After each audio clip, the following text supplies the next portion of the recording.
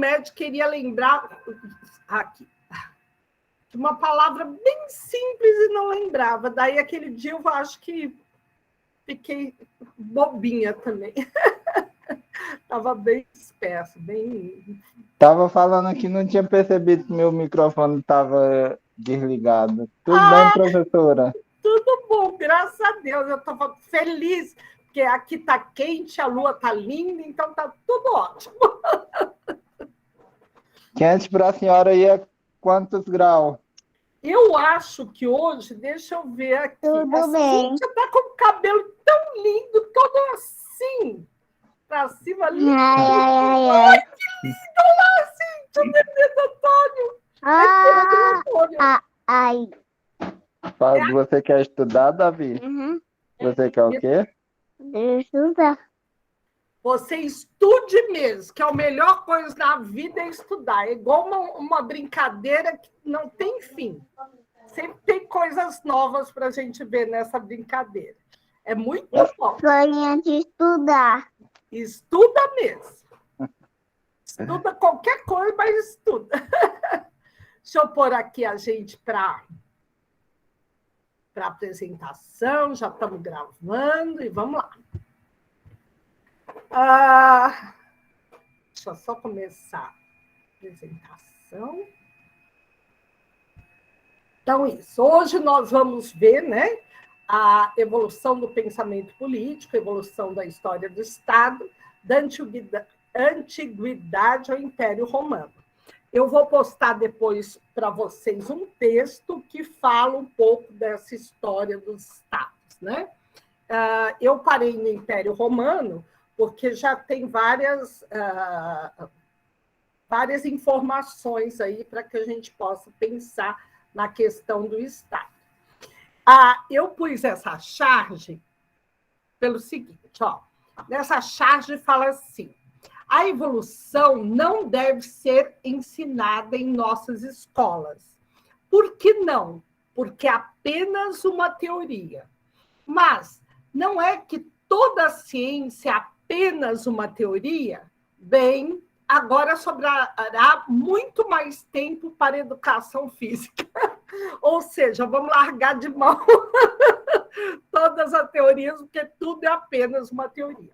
Mas por que desta charge? Pelo seguinte: o nome evolução ele é marcado por uma corrente de pensamento muito peculiar, que é a corrente evolucionista ou funcionalista, né?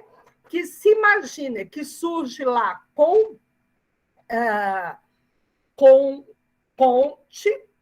Augusto Comte, e ele faz uma simetria da evolução de Darwin, né, que se dá pela mutação das espécies, para sociologia, ou para ciências sociais em geral.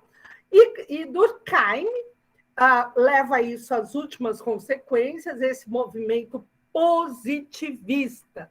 Por que positivista? Que se vá ao lugar a mais, um lugar melhor. Então, o termo evolução é um termo contaminado de preconceito, de um imaginário que não se tem como real. Por quê? Nós não evoluímos. Na teoria de Darwin, na questão biológica, até pode ser que sim, que a gente evolua. Eu falo pode ser porque também não é um caminho reto, né? A gente vai e volta e vai se adaptando de uma maneira melhor. Mas na sociedade, não. A história da sociedade, tivemos momentos bastante prósperos para a vida social e a vida política, e momentos bastante retrógrados, né? Nada garante nada. A gente pode viver um momento de plena democracia, de uma democracia direta, como se tinha na Grécia, e no momento seguinte, a gente tem lá um retrocesso total no Império Romano, e depois uma Idade Média que nem se discute a participação de alguma maneira, popular, não digo porque o que era popular na Grécia também, em Atenas, principalmente, é complicado, mas imagine que onde a gente volta a acreditar que o poder vem do sagrado, né? Que Deus é que emite esse poder. Então, nós não podemos pensar a história social humana como uma história que vai para o progresso, que vai do pior para o melhor. Nós temos essa ideia bastante arraigada, primeiro por causa do positivismo mesmo, né? Que ele implementa essa ideia. Então, ele lá no tempo ele se desenvolve no tempo colonialista, desde lá do mercantilismo e do ápice, lá no colonialismo do século XIX, e ele põe o mundo entre os atrasados e os adiantados. Mas, claro, o que é adiantado? Adiantado para eles é a Europa, né? E foi impregnada essa ideia de que a nossa pátria colonial, onde está a nossa metrópole, ela é o estado de evolução. Mas se vocês pensarem, mesmo a Espanha, responsável pela conquista da América, Portugal, pela conquista do Brasil, quantas colônias outras na África, foram países que ali, na época do mercantilismo, se despontaram como os grandes estados europeus, eram os estados mais pródigos dentro da Europa, e ele sucumbe totalmente com a ascensão da Inglaterra, com a mudança da economia mercantilista e colonial pelo comércio mesmo inglês, e que foram aniquilados, então, com a Revolução Industrial. Então, nós não podemos pensar a história humana, como uma história de evolução. Eu sei que também algumas religiões têm este mesmo conceito, mas foram religiões que também surgiram dentro deste contexto, né? Mesmo quando nós estamos muito arraigados com essa ideia de progresso e de evoluir, até a nossa vida pessoal, ela não é feita de uma linha de evolutiva. Às vezes nós estamos em uma fase bastante legal, outra fase não tão bacana. Nós não caminhamos para um lugar pior, para um melhor. Não, nós vivemos, depende do quê, né? Imagine, a juventude é quando a gente tem a nossa melhor forma física, a nossa melhor capacidade mental e física, energética e tal. E a velhice é um declínio disso. Então, a própria vida humana, natural humana, ela não se mostra nesse sentido de um caminho a seguir. Vamos evoluir. Se não era só ficar quietinho e evoluir. Não é. A gente pode melhorar muito, mas com muito esforço, muita malhação e muito neurônio aí, queimando muito neurônio. Então, isso é super importante, porque nós nos deixamos seduzir ainda para a ideia de progresso, que foi muito utilizado por essa corrente positivista, né? E essa ideia é bastante equivocada, né? Assim, por exemplo, mesmo quando a gente vê hoje, eu vejo aquela propaganda, eu falo, gente, é muito trash. Agro é pop, agro é tudo, agro é tech, agro é tudo. A gente vê o quanto se dá um ar na propaganda de modernidade, de desenvolvimento, através dessa economia agro, né? Mas a economia da agrícola no Brasil, ela não tem nada de evoluída, nada de progressista, a não ser os maquinários que são top, o resto é tudo trash, porque é baseada na grande propriedade, no latifúndio, no tirar as terras dos povos da terra dos nativos, seja ele índio, sejam tradicionais, então marcada pela invasão, marcada pela agressão. Então não tem nada, e esta riqueza produzida pelo agronegócio não é uma riqueza que volta em forma de impostos, uma riqueza que volta para o povo. Então não tem, fora a propaganda, que é muito boa, não tem nada de tech, de pop, de progresso. É que a gente tem que ter isso muito claro para não se deixar iludir ou né, ficar encantado com essa falácia que tem em função marketing, é só marketing, infelizmente. Né?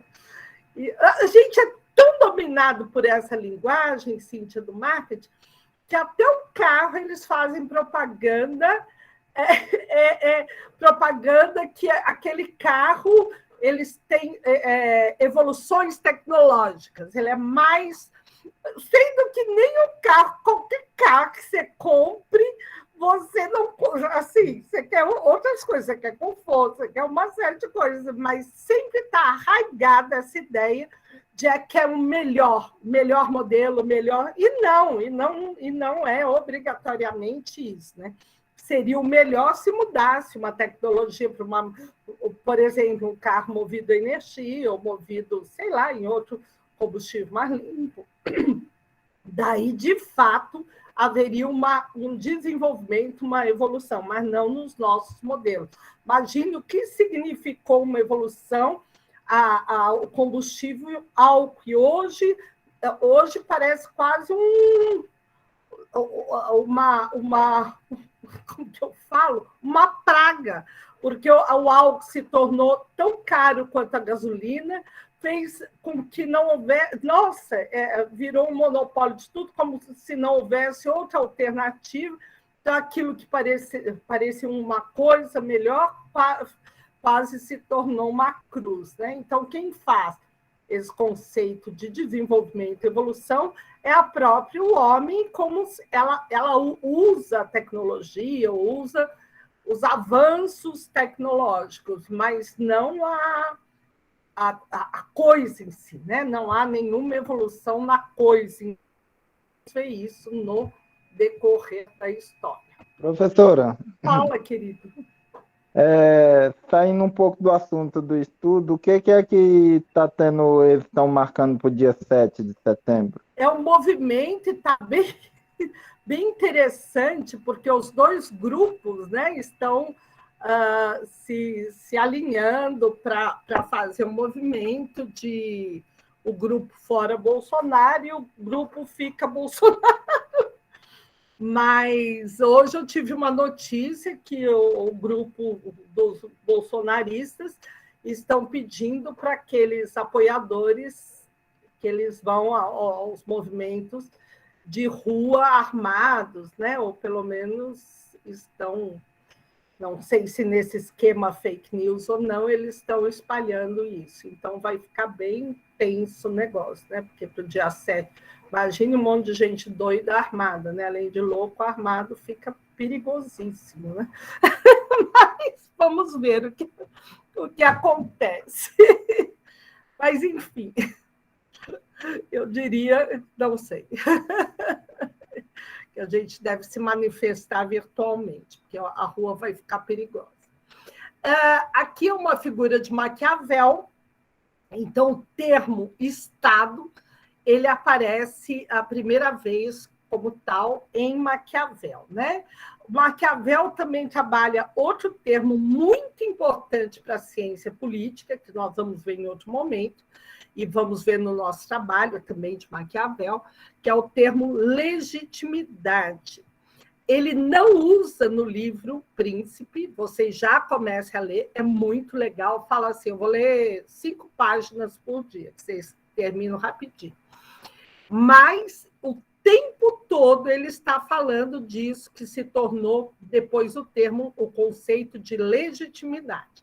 Então, Maquiavel foi muito feliz da sua construção teórica, que ele vive lá no século XV, do século XV para o século XVI, e ele faz um desvendar teórico sobre o sistema político. Então, ele é fantástico e vale muito a pena, né?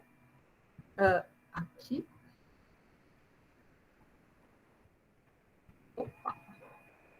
Então, o termo Estado aparece em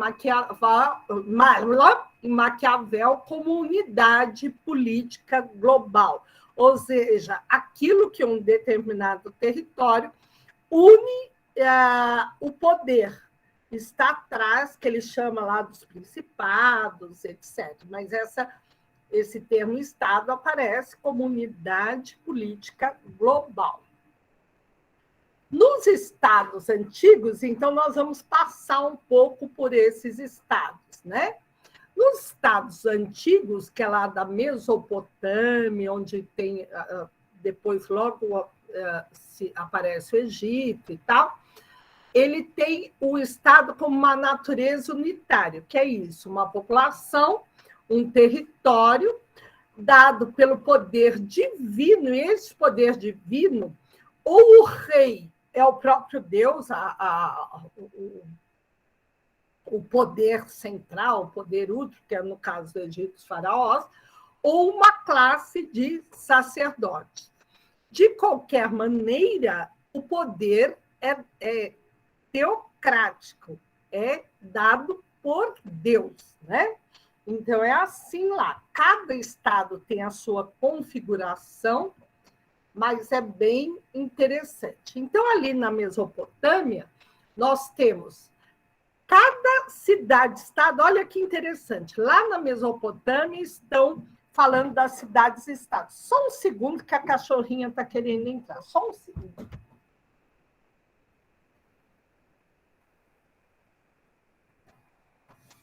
Vem, minha princesa, vem. Desculpe. É que ela bate tanto e parece que só eu ouço. Ninguém da casa ouve. Lá na Mesopotâmia, que foram um dos primeiros assentamentos humanos, né, naquela região, dado por causa do... espera um pouquinho, a Anne está aqui, deixa eu abrir. Por causa ali num lugar da Terra que é bastante desértico, mas havia os rios na cheia dos rios ele fazia com que se aquelas terras se tornassem férteis. E ali surgem cidades-estados. Por quê? Porque cada agrupamento humano que era antes era nômade e se torna fixo numa posição, é um povo sozinho, né? Aquela unidade global, né? Que Maquiavel falou. Então, cada povo ali está num território e desenvolvendo ali a sua tribo, a sua sociedade, a sua cidade, né? Cidade entre aspas, porque a cidade, como a gente conhece hoje, é o lugar do cidadão, é outro conceito. Mas, enfim. E ali eles são autônomos, porque são povos totalmente desvinculados uns dos outros, que cada um tem seu Deus protetor. Eles brigam pelo domínio das águas, eles têm que dominar uma parte da água para que ele possa, aquela cidade se estabelecer, porque ele tem que ter a produção, né? A produção agrícola. Eles fazem trocas comerciais entre eles. Primeiramente, as trocas se dão pelo que planta e tal, mas daí cria uma moeda, um metal para servir de moeda, né? E uma política descentralizada. Cada cidade-estado tem o seu rei ou o seu representante ali político. Em alguns momentos, alguma dessas cidades elas também dominam outras, porém elas continuam sendo cada uma ter a sua autonomia, com seu Deus, com seu domínio, só que sob a tutela de outro, ou sob o domínio de outro, porque eles viviam em disputas em função das regiões férteis ali, né? Agora, espera só um pouquinho que eu vou parar aqui. Eu vou pegar este. Opa. Segundo. Nós vamos ver, são vídeos bem pequenininhos para a gente falar disso, né? É bem legal. Quer transformar o seu futuro? Opa, o duro é o comercial, mas tem que ter.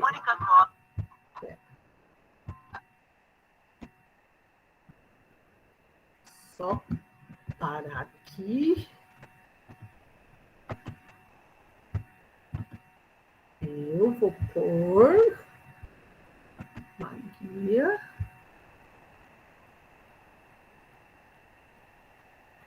Acho que é essa. Aqui. Compartilhar. Agora eu tenho que voltar.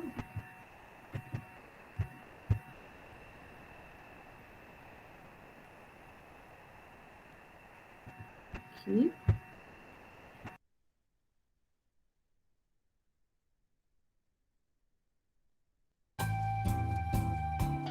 Quando começaram a desenvolver as primeiras civilizações da história ao longo dos rios Tigre e Eufrates, consta uma grande enchente que teria reunido os dois rios mesopotâmicos, formando uma tragédia que culminou na extinção de várias clãs.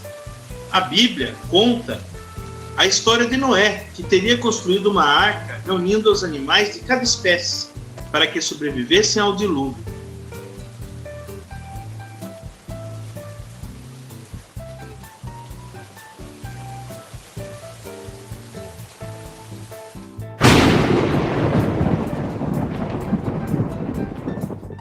Dizia que a arca teria encontrado terra no Monte Ararat, depois de 40 dias de chuva.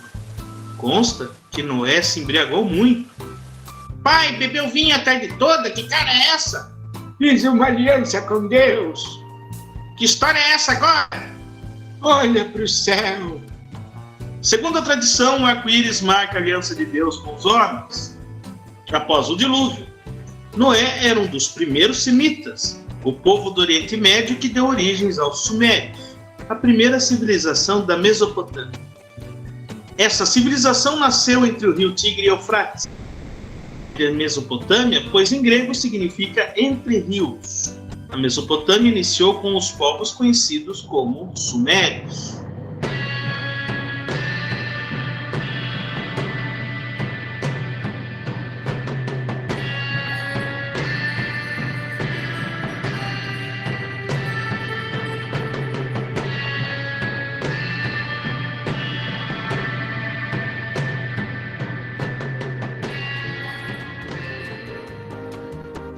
A história dos Sumérios é repleta de teorias que tentam explicar a origem da humanidade ligada aos seres alienígenas, nesse caso os Anunnakis, que teriam criado a raça humana do planeta Nibiru.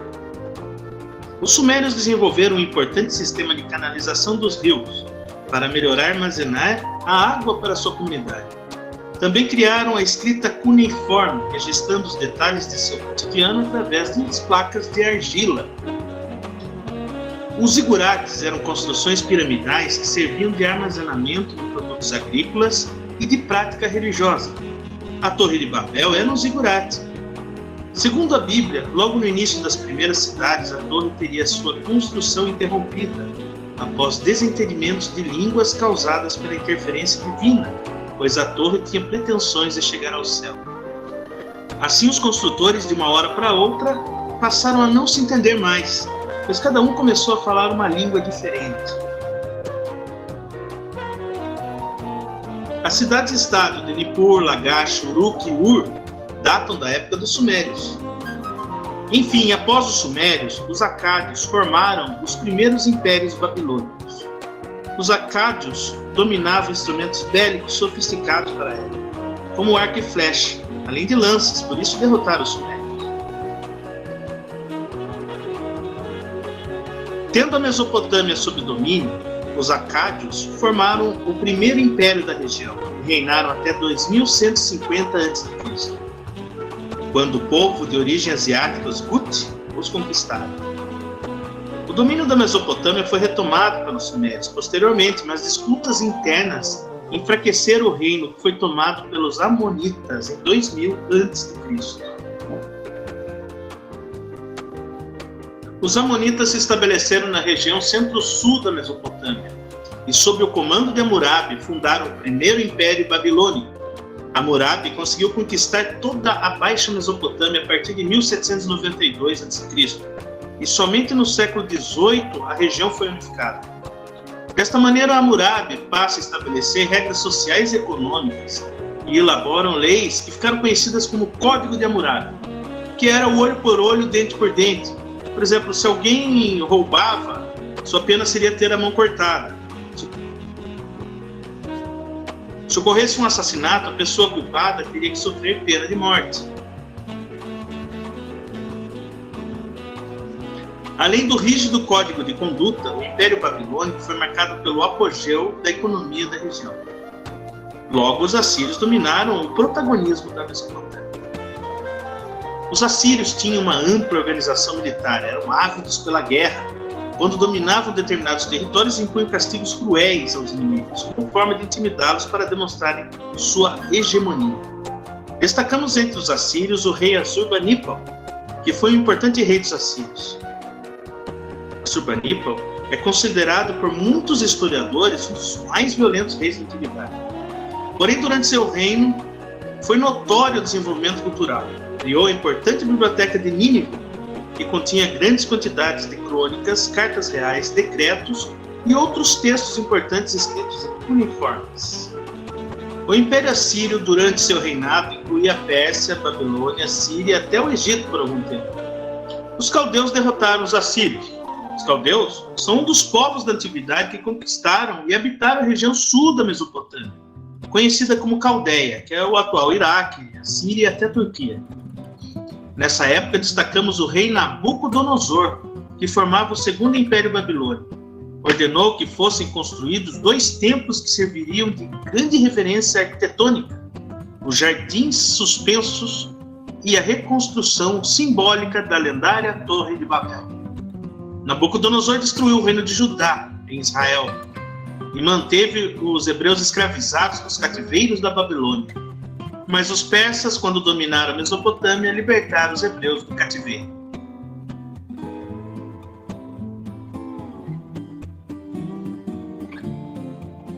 E aí, curtiram essa videoaula? Pois então, inscreva-se no meu canal.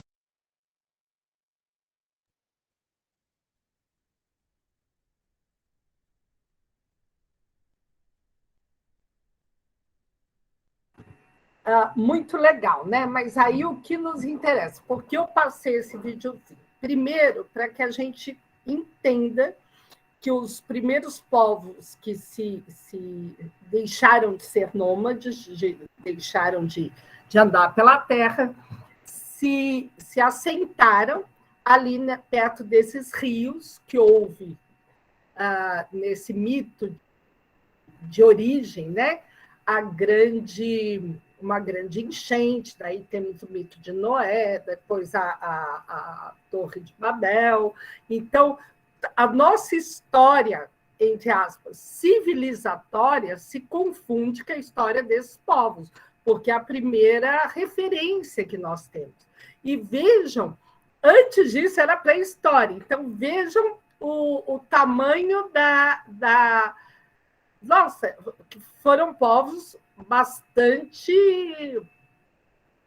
hábeis, quanta tecnologia de plantio, os silos para cuidar das coisas, sistema jurídico, né? O sistema mesmo que olho por olho, dente por dente, mas são todas as referências que nós temos de organização política, de organização social, formas de domínio sem que houvesse, respeitando as próprias cidades-estados, a autonomia de cada cidade-estado, que depois repete esse modelo em outros lugares também, que é o modelo de que a Inglaterra usou nas suas colônias.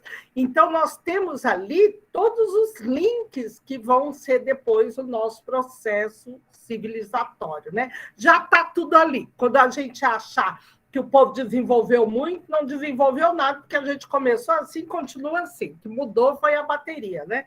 O que mudou foi o nosso percentual energético e tecnológico. Mas, enfim, é uma civilização muito rica já do homem. Começa a história do homem ali, e já vê a grandeza daquilo, né?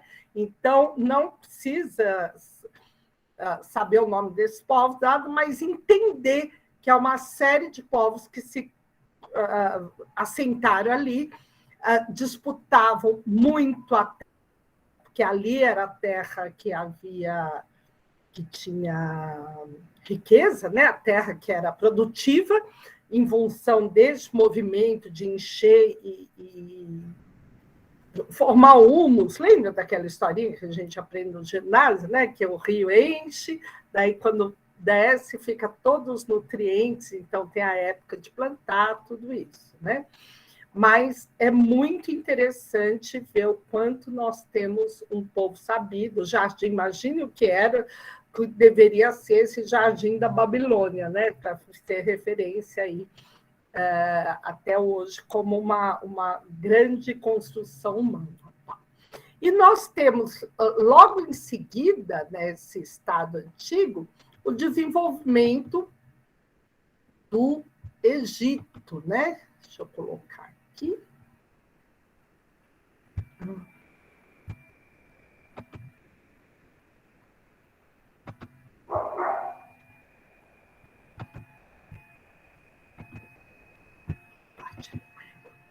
O desenvolvimento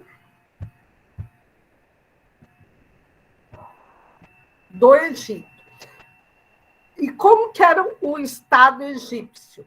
Era uma monarquia despótica, o que é? Seja, uma autoritária, né?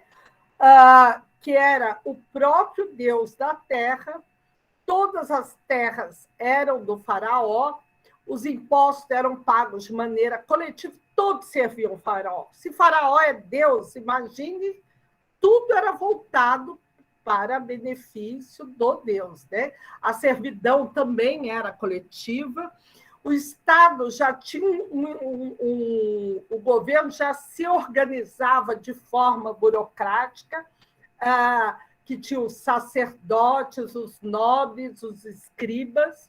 Apesar do conhecimento ser revelado por Deus, né, eles já tiveram uma maneira de organização desses saberes, do saber de como orientar o próprio Estado, né? Imagine a magnitude disso para que eles pudessem construir as pirâmides, pudessem ter a importância que eles tiveram enquanto povos, né? De ascensão em toda aquela região. E o Estado, claro, o Estado e faraó é a mesma coisa. Tudo é uma unidade frente a esta figura, dessa figura de Deus da terra. Ele controla todo o comércio do Egito e também onde o Egito domina, né? Então, voltar. Estou só indo para frente. Então, o Estado egípcio é mais ou menos isso. Claro que é riquíssimo. Eu só coloquei para quando nós estamos aqui vendo a história das formas de Estado, né? Das formas de organização política. Então, na antiguidade, nós tivemos primeiro as cidades-estados, né? Que eram cidades autônomas, cada um com a sua figura, com seu Deus, com a sua figura, seu rei, que disputavam, porque a política é o espaço de disputa, que disputavam ali ora a ascensão de um, ora outro, que disputava o comércio e as terras daquela região. E logo em seguida, nesta mesma região, a ascensão do Egito. Então, só aí já mostra. do Egito para a Mesopotâmia não houve uma evolução, não houve um progresso. Não. A Mesopotâmia em cidades-estados estava muito mais poder, muito mais distribuído do que no Egito, que há toda uma concentração desse poder, né? Até do imaginário do poder, porque se na Mesopotâmia as cidades-estados tinham a imagem de um Deus protetor, no Egito o poder era o próprio Deus, né? Era o próprio Deus na Terra. Então, imagine isso para o povo que significava, né? Se a gente já não obedecer Deus já é complicado, imagine se ele é encarnado e é nosso rei. Fica pior ainda, né? Fica uma situação bem complicada. Ok, depois a gente tem as cidades-estados gregas. Então, quando a gente vê o conceito de cidade-estado grega, que parece um conceito completamente novo, onde cada cidade tem sua autonomia, tem são totalmente autônomas e peculiares, cada um tem a sua maneira. A gente vê que isso já tinha, a raiz disso já estava lá na Mesopotâmia, né? Quantos povos ali, cada um à sua maneira, né? Então, a cidade-estado grega, ela tem várias formas de governo. Lembre-se que Estado é a unidade máxima dentro de um território e um povo. E o governo é que administra esse Estado. Então, em Atenas, nós tivemos a democracia, em Tebas e Corinto, a aristocracia, e em Esparta, a oligarquia. Imagine Esparta, como essa oligarquia devia ser forte, para se pensar o tanto que Esparta era uma cidade-estado totalmente para a guerra, né? Então, o quanto o poder desse governo, né? Dessa elite aí que dominava. Agora eu peguei outro. Deixa eu ver onde está aqui.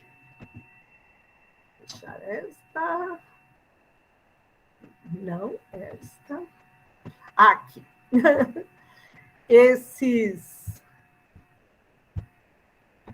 Eu peguei, nem sei se eu acho que fica mais divertido, mas para vocês também, esses videozinhos são bem pequenininhos, não são para aqui ilustrar um pouco a fala, né? Porque se eu ficar só falando, fica muito chato. Eu acho muito chato. Mas vamos falar um pouco aí da Grécia Antiga, dessas cidades-estados autônomas. Estão aqui.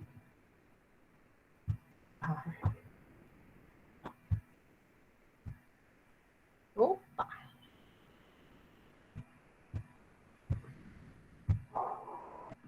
O duro é a tecnologia da professora, né? Essa é difícil, Igor.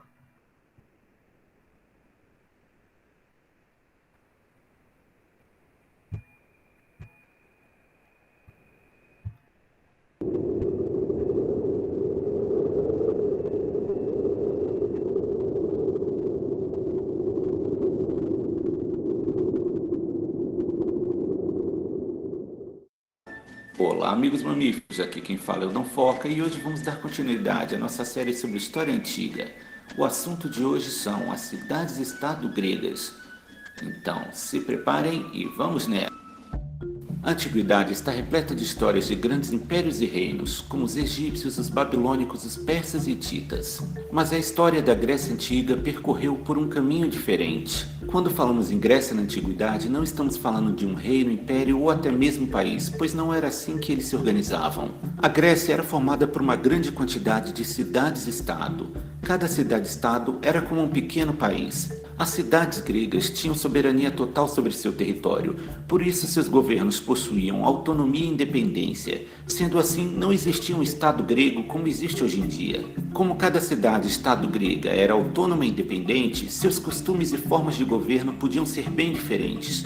Elas podiam se organizar em democracias, como era o caso de Atenas, onde o poder político estava nas mãos dos cidadãos. A forma de governo também poderia ser uma aristocracia, como é o caso de Tebas e Corinto, onde os nobres detinham todo o poder.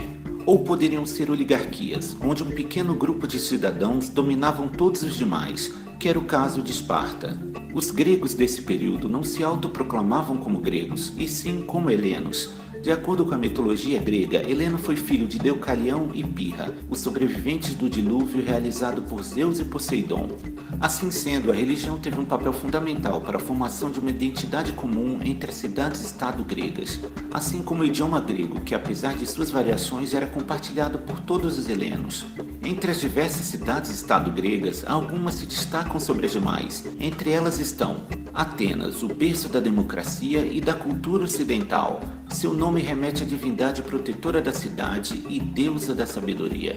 A poderosa Esparta, uma cidade com uma forte cultura militar, descendente dos invasores históricos, que conforme a lenda seriam herdeiros do grande herói Hércules. A cidade de Tebas, que se localiza onde existiu o antigo reino da Beócia, lar de reis mitológicos como Édipo e Cadmo, o fundador da cidade. Já a cidade de Corinto tinha uma localização estratégica, separando a península do Peloponeso do restante da Grécia, e por isso a cidade estava sempre envolvida em grandes disputas. Não podemos esquecer da cidade de Olímpia, lar dos Jogos Olímpicos. Este evento panhelênico era fundamental para consolidar os laços culturais entre as diversas cidades. O modelo grego de cidades-estado obteve grande sucesso. As cidades prosperaram culturalmente e economicamente. Contudo, seu êxito trouxe um novo problema: as superpopulações. Para remediar a situação, os gregos passaram a fazer expedições para colonizar novas terras. Este movimento ficou conhecido como a Segunda Diáspora Grega, já que a primeira se deu após a invasão dos dórios. Assim, os gregos se espalharam por grande parte do Mediterrâneo. Foram fundadas colônias na Península Itálica, França, Espanha, África e no Oriente.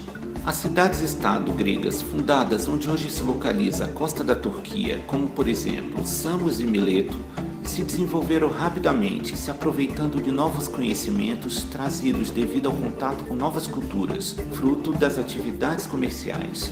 Essas cidades se tornaram muito ricas e isso as colocou na mira do poderoso Império Persa. O conflito entre as cidades-estado gregas e o maior império que o mundo já havia visto parecia inevitável. Mas isso já é assunto para o próximo episódio. E aí, o que vocês acharam desse novo episódio? Não se esqueçam de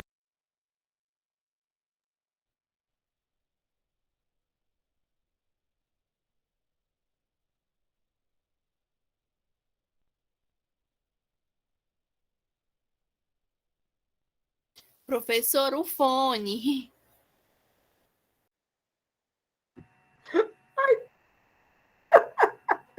Eu falei que é nessas animaçõezinhas.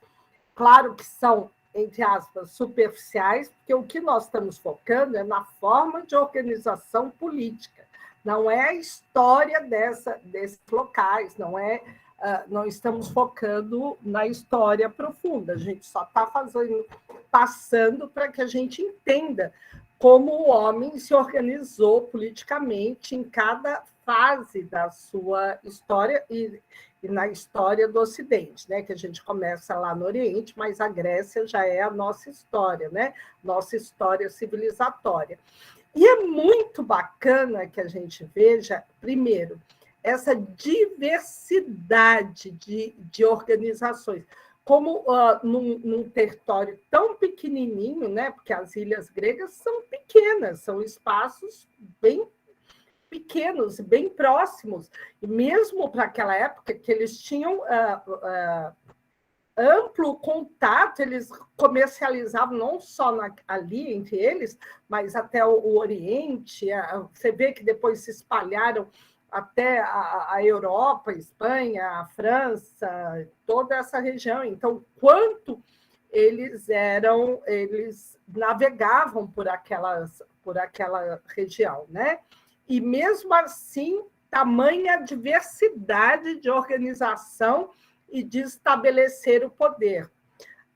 E o desenvolvimento desses povos, como eles eram hábeis em várias coisas, hábeis no comércio, a complexidade da sua religiosidade, que foi o que permitiu que surgisse a filosofia ali nessa região, na Grécia, em Atenas, principalmente porque, diante da diversidade com tantos povos, eles começaram a relativizar toda a mitologia deles, toda a religiosidade deles.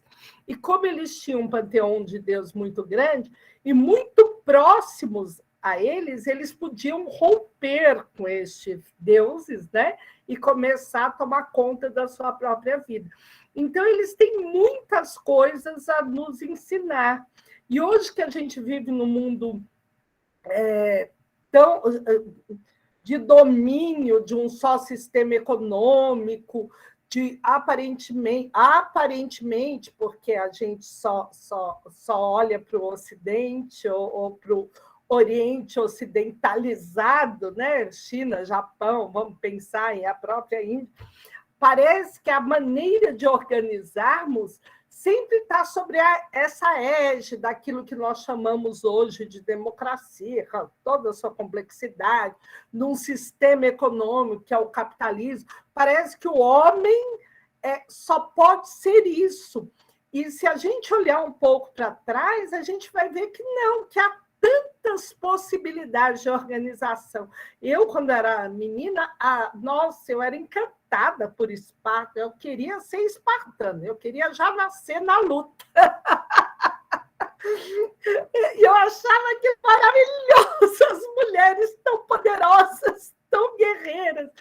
Então, nós temos muitas possibilidades de pensar o nosso mundo, de organizar o nosso mundo e de que só uma maneira é válida, ou só uma maneira é boa, ou só há uma maneira de se expressar enquanto homem, né? E ficar rotulando, é isso, aquilo. Umas querendo que eu sei guerreira.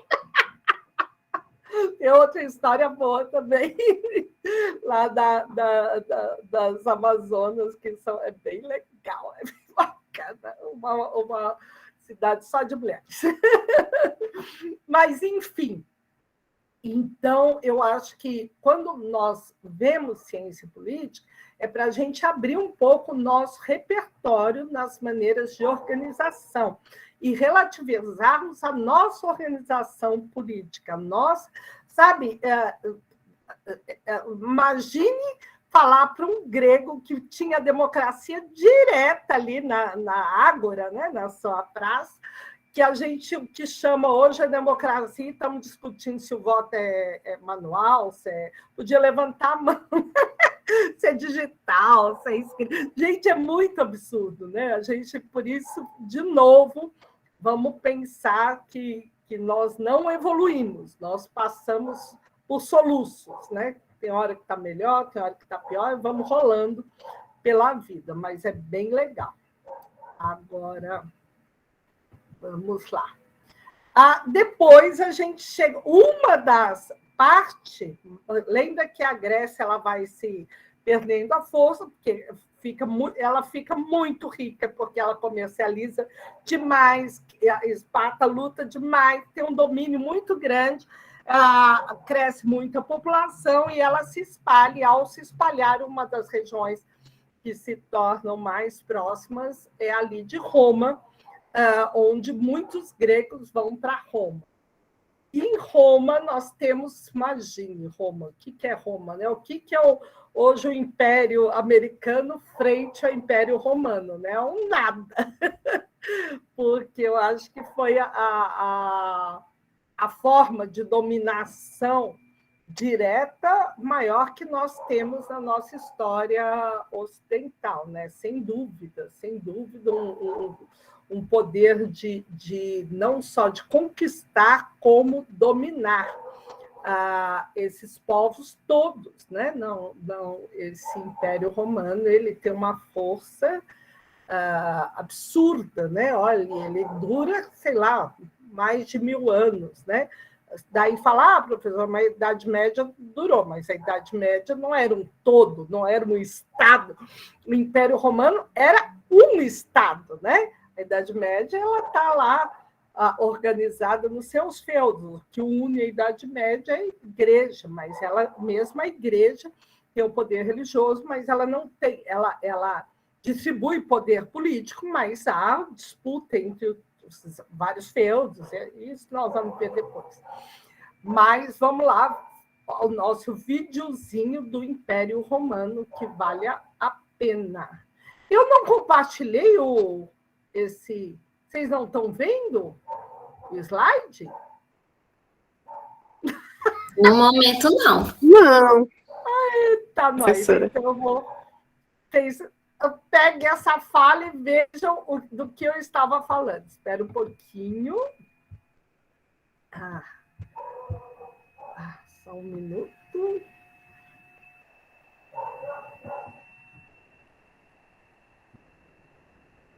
Estava aqui falando da Grécia, e daí eu estava falando aqui das formas do Estado Romano, que ela chega, o Estado Romano ali de 753 até 509 a.C., ele é monárquico, depois tem um período que passa, que é o período de Cristo, né?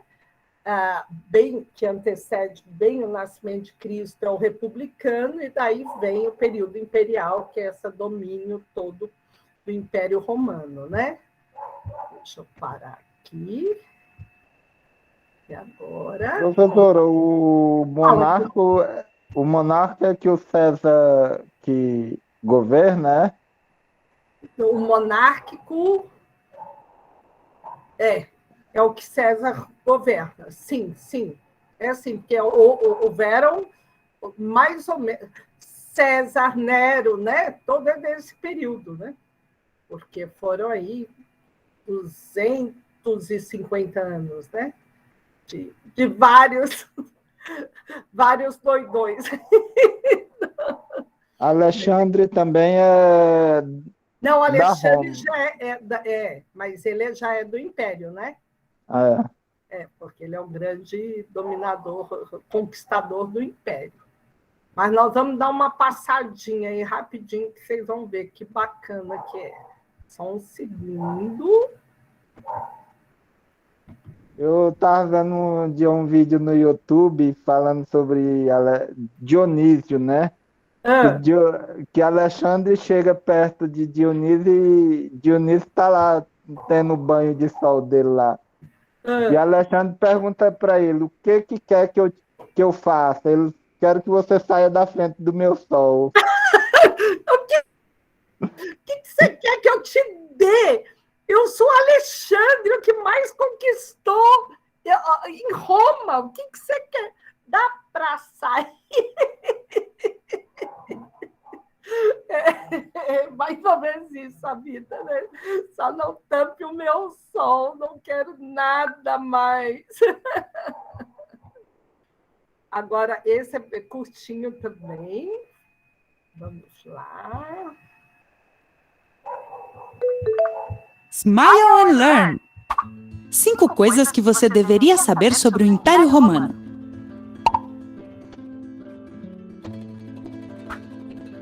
Roma foi fundada há mais de 2.800 anos, a partir da união de várias cidades às margens do rio Tibre, onde hoje conhecemos como Itália.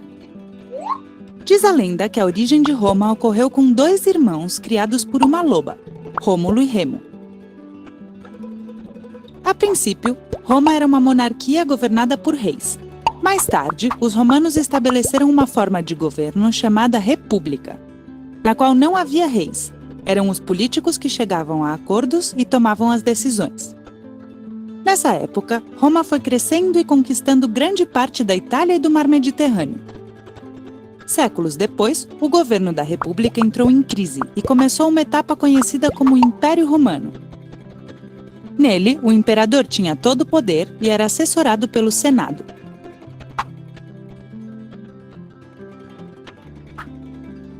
O Império Romano foi uma grande civilização da antiguidade que ocupava todos os territórios que circundavam o Mar Mediterrâneo, de leste a oeste: Grã-Bretanha, Espanha, França, Grécia, norte da África e Síria. O exército romano era o responsável por conquistar novos territórios e manter a paz no império. Era formado por legiões das quais milhares de soldados chamados legionários participavam. Sua insígnia era uma águia, como esta, que você já deve ter visto em algum lugar. Os legionários eram muito bem treinados e recebiam formação militar. Os romanos eram excelentes estrategistas e conseguiram construir um império inteiro. A sociedade romana era dividida em vários grupos. Os patrícios eram o grupo mais poderoso. Pertenciam à nobreza e eram políticos e militares. Os plebeus formavam o que era considerado o povo. Eles eram artesãos, camponeses e trabalhadores. Os escravos não tinham direitos e eram considerados propriedade do império. Os romanos eram politeístas, ou seja, tinham vários deuses, como por exemplo, Minerva, a deusa da sabedoria, Netuno, o deus dos mares, Marte, o deus da guerra, e Vênus, a deusa do amor.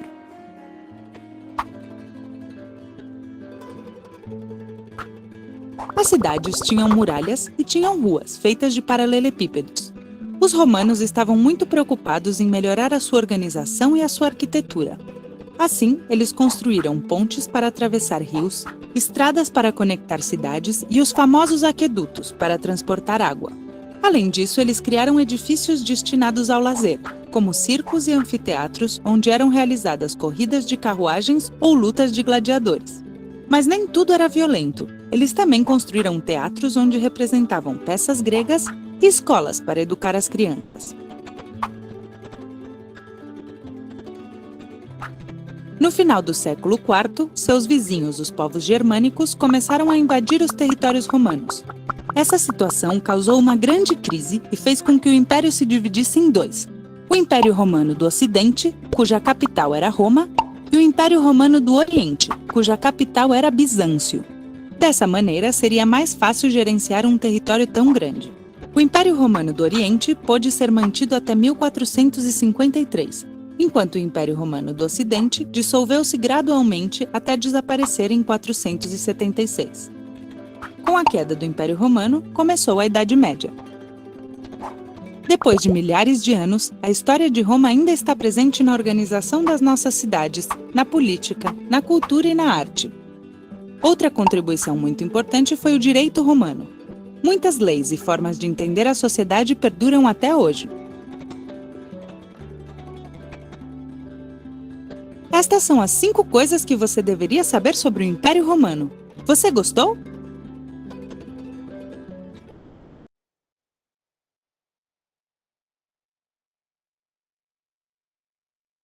Tá sem microfone, professora. É muito maravilhoso, não é? É muito legal, porque é como se Roma juntasse tudo que até ali foi feito num só lugar. E o tamanho de Roma, imagine depois toda a Idade Média, todos os feudos foram abertos, foram fincados, ou foram nas estradas romanas que chegaram até a Inglaterra, até hoje que é a Britânia, né? As ilhas inglesas ali. Então, é muito, muito, muito impressionante mesmo, muito legal, né? Então, Roma, como vimos, deixa eu só pôr aqui, nós já estamos terminando, viu, gente? Como vimos, ela é assim, deixa eu só chegar aqui.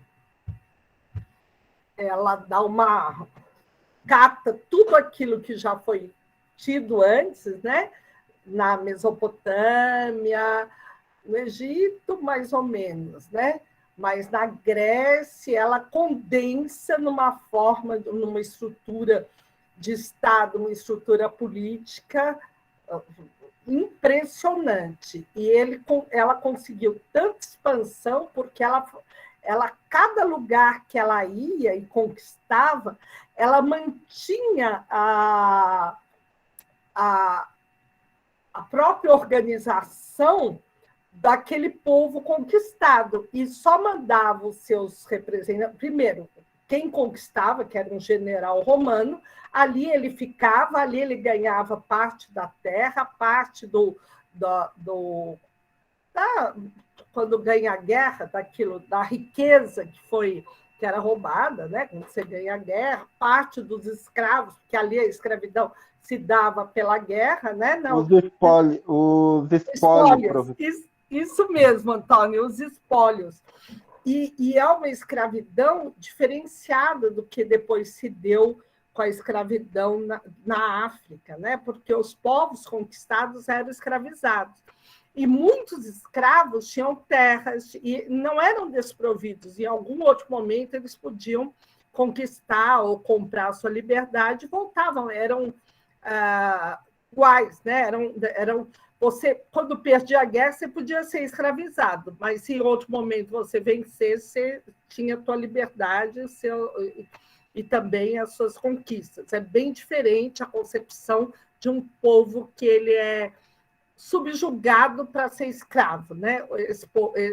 Esses escravos não eram subjugados no sentido de serem inferiores, né? Nesse sentido, é bem interessante. E o que eu ia falar também?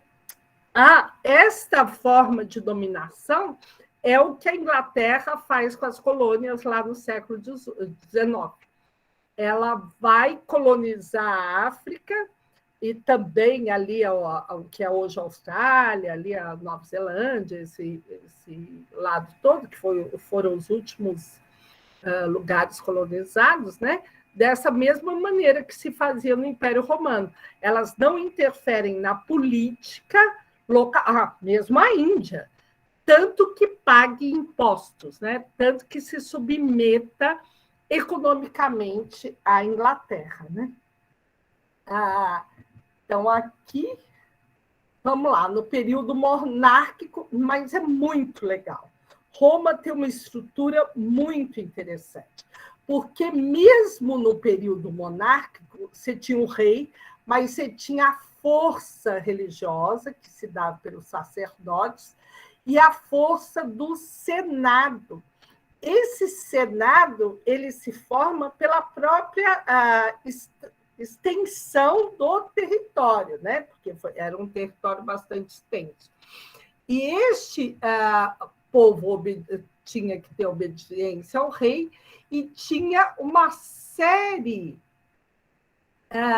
de estruturas de poder que garantiam essa obediência, que era o exército, os comícios e os patrícios. Então, eram estruturas intermediárias entre o rei e o povo em geral, que garantiam esta obediência, né? Então, Roma sempre era fortalecida pela estrutura do Senado.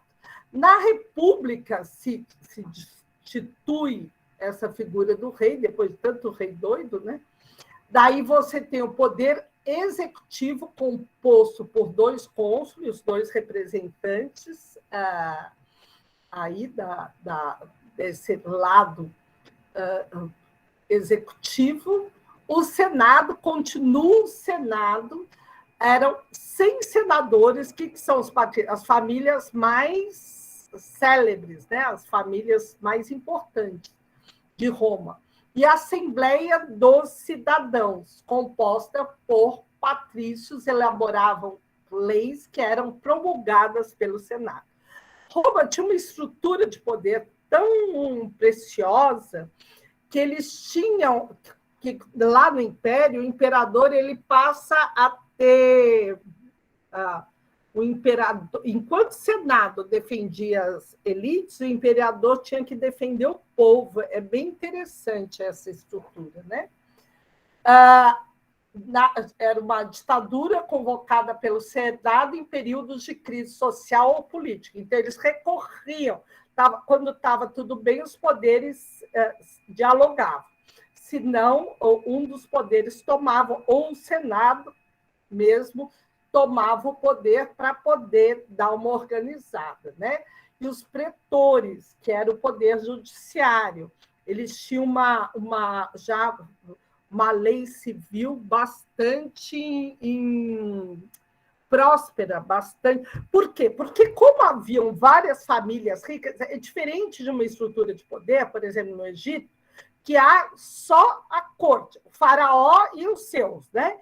Então, ali, o resto é o povo escravo, servo, é tudo obedecendo e desenvolvendo para isso. Roma, não. Roma, você já tem, primeiro que tem vários povos foram para lá, já com recursos, já conquistando terras, comprando terras. Então, ele tem que dividir o poder com várias famílias prósperas, ricas. Não há como tomar para si um só o poder, né? Então, por isso que essa complexidade do poder de Roma. Pensem que o poder político ele é vinculado à disputa de poderes em determinado território, né? Os censores responsáveis pela classificação da sociedade de acordo com renda. Por que os censores são importantes? Para cobrar os impostos, o que sustenta Roma são os impostos, e por isso que eles tinham uma estrutura organizacional muito grande. O edis, administradores municipais, ou seja, locais, né, porque é um território bastante extenso, e os questores, responsáveis pela administração dos recursos financeiros. Então, imagine, ali já tinham todos os ministérios, ali eles não economizaram nos ministérios, então cada um tinha uma área de ascensão, né? E por isso que foi possível o império. E olha que legal a estrutura do império, né? O imperador ele confirma o Senado, é o Senado que é formado por essas famílias ricas, que vai propor as leis, propor o direcionamento da política no Império Romano, né? Ele controla as províncias imperiais, dessa maneira que eu falei, que ele manda os seus generais, cada general enriquece ao ganhar um território, a ganhar uma terra, se torna parte daquela terra, em seguida o imperador manda o cobrador de impostos, né? O imperador propõe candidatos, magistrados, as suas competências passaram em grande parte para o imperador, ou seja, ele tem senadores, ele tem ligados ao poder legislativo, senadores ao seu favor e contra ele, né? Então, ele tem que negociar essa força do Senado com esses magistrados, né? E o Senado controla as províncias senatoriais. O que é isso?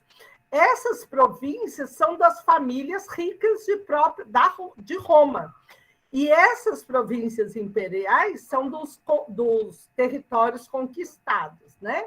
Os comícios, a Assembleia do Povo, raramente convocada pelo imperador. O imperador ele tem que ser legitimado pelo povo.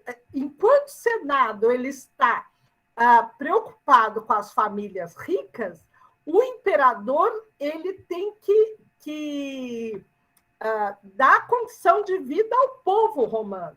Porque saibam vocês que Roma tem um povo, né? Não só das províncias, dos lugares dominados, porque lá continua cada um com a sua. Imagine o povo, os judeus que havia o Império Romano, que nasceu Cristo, ele tinha a sua própria economia, a sua própria forma de ser, né? de gerar a sua economia. Isso é que eles tinham que pagar o imposto alto ao Império Romano, né? Dê a César do que é de César, né? A moeda que tem a cara lá, não é César? Então, é essa que deve ser, a ele que deve ser pago. Mas é bem interessante essa configuração. Imagine nós, como se o presidente fosse pelo povo e o Senado fosse pelas oligarquias, aí, né? Então, você tem que ter esse controle,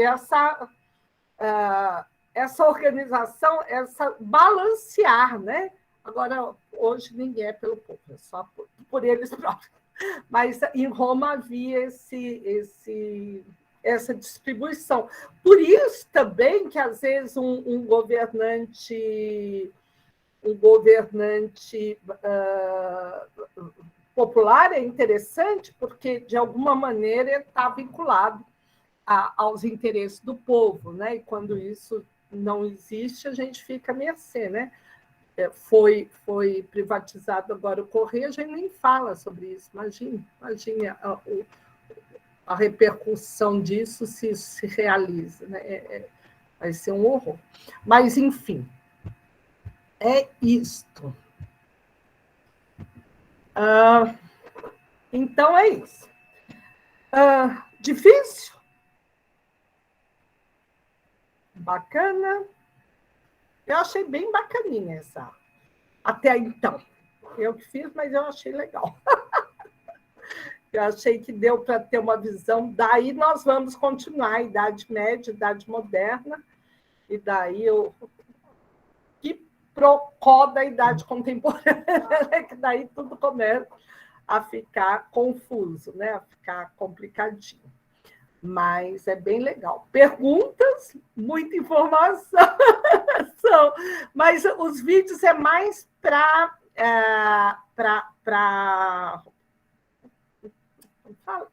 ilustrar o que nós estamos falando. O foco nosso é na organização política, tá? Os vídeos é mais para ilustrar e para a gente ver a diversidade de povos. É bem legal a gente falar, nossa, quanta riqueza aí, a gente acha que hoje não estamos no ápice, né? Sei lá, tivemos vários ápices aí e várias quedas também. Mas o vídeo não fiquem preocupados em guardar o nome desses povos, nada, talvez em outro momento para outras coisas, mas para a ciência política. O importante é a gente ver essa diversidade de organização política e de inteligência para gerir essa disputa de poderes, né? Seja lá na Mesopotâmia pela terra fértil, pelo comércio, seja em Roma pelo mundo, porque Roma já chegou em todo mundo, fora a América, e ela se espalhou, né, pelo Oriente, pelo Ocidente, de uma maneira bastante importante, né? Seja pelo que for, hoje pela mercadoria, ou pela produção, ou pela moeda, seja lá o que for, a política ela é esse território mesmo de disputa, tá?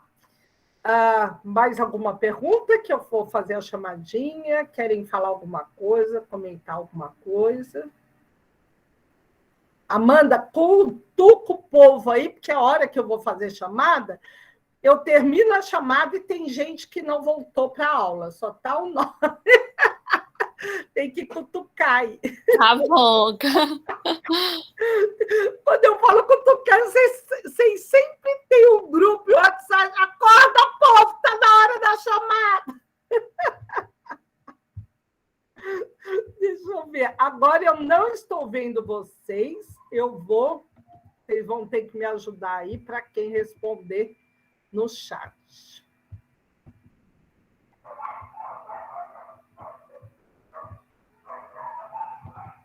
Aqui.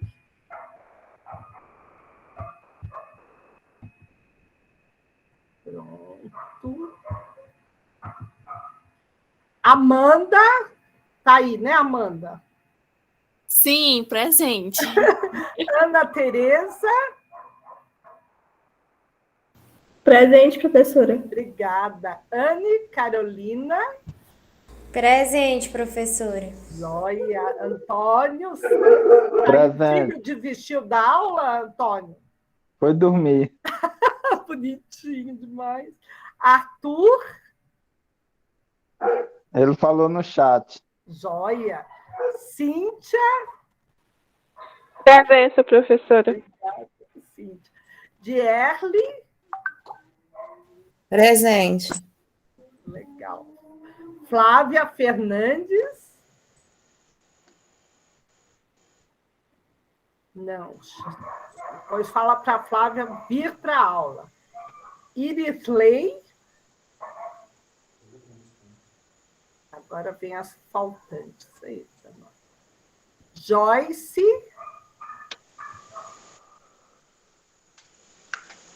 Não. Laísa. Oh, tristeza. Leonardo Rocha de Abreu. Presente, professor. Obrigada. Livina Lohane. Presente. Livina. Não, como que é? Fala de novo. Livna. Livna. É o acento no li. Livna. No I, primeiro I. É, joia. Mas quando escreve, você põe com acento ou não? Com acento. Ah, porque aqui não aparece acento, daí a gente fala... Tá sem, né? Daí a gente fala paroxítona, né? Por isso. Aham. Livna, eu vou ver o acento aqui despertado. Matheus. Matheus, não. O Juan tá aí. Hoje ele vai me ouvir. Presente. Ah, joia, Juan. Hoje você me ouviu. Outro dia eu fechei e você não estava. Gente, o Matheus não sai daqui, não. O Matheus não quer ficar aqui fora. O Érica. Presente. Obrigada, querida. O Wayne. Presente, professora. Obrigada, obrigada. Joia. Joia. Será que salvou, meu Deus? Não, fala que salvou. Só um minuto.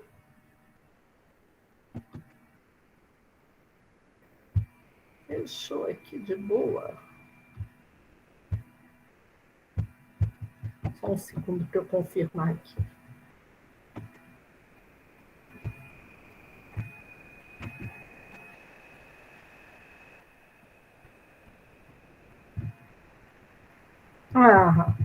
Não, vamos só quem eu sei que não está aí. A Flávia não está, Irisley não está, a Joyce não está, a Laísa não está, o Leonardo está, o Matheus não está, o resto está. Que coisa difícil. Salva, salva, salva, salva. Joia, agora salvou. Então tá, gente. Muito obrigada, muito obrigada. E até segunda, então. Eu vou preparar o material. Vocês leiam o Maquiavel. Deem uma folhada para a gente já dividir na segunda-feira os trabalhos. Ok? Ok. Então tá. Ok, professora. Boa noite, Boa noite. Muito obrigada. Boa noite, vamos descansar todos. Turma com os anjinhos, com os maridinhos, com as mulherzinhas, tudo bonitinho. Beijo. Obrigada, boa noite. Boa noite, professor. Boa noite, boa noite.